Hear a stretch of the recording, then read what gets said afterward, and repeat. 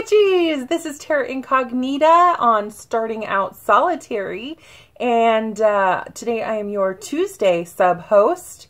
This week we're going to be discussing whether or not we use the energies of the sun or the new moon.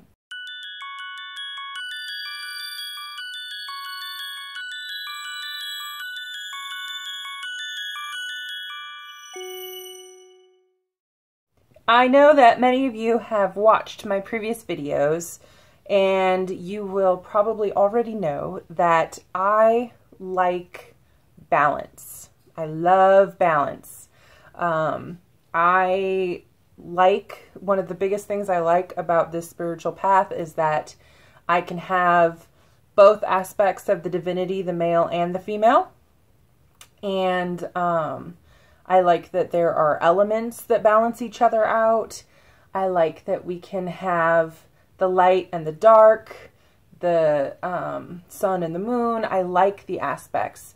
So for me, I do use sun energy and I do use new moon energy. In fact, when I charge my crystals, I actually will set them out in the morning so that they can charge in the sunlight for a full day before they charge at night under the moon, whether that be the dark moon or the full moon, because I think it's good to have both energies in them. When I do spells, sometimes I do them during the day for the sun energy, and sometimes I do them at night for the moon energy. It just depends. I just really feel better in my own personal practice when there is that duality, that balance.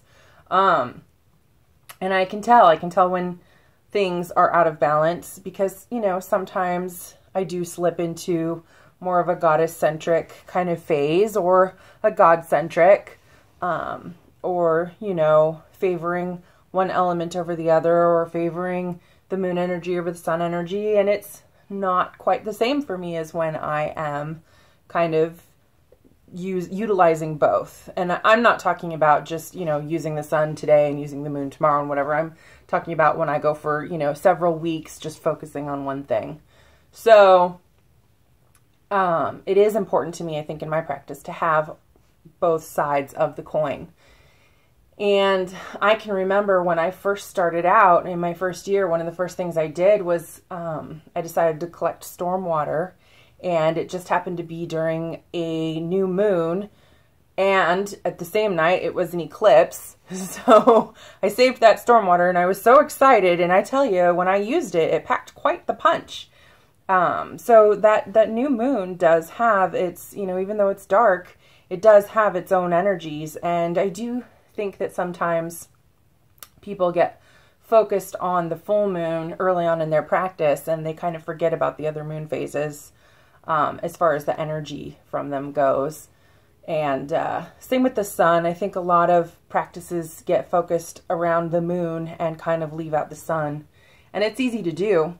It's really easy to do, especially when so many traditions are more goddess focused than God focused. So, but for me, I really like having both. So I kind of hope that answers the question. And I don't really know.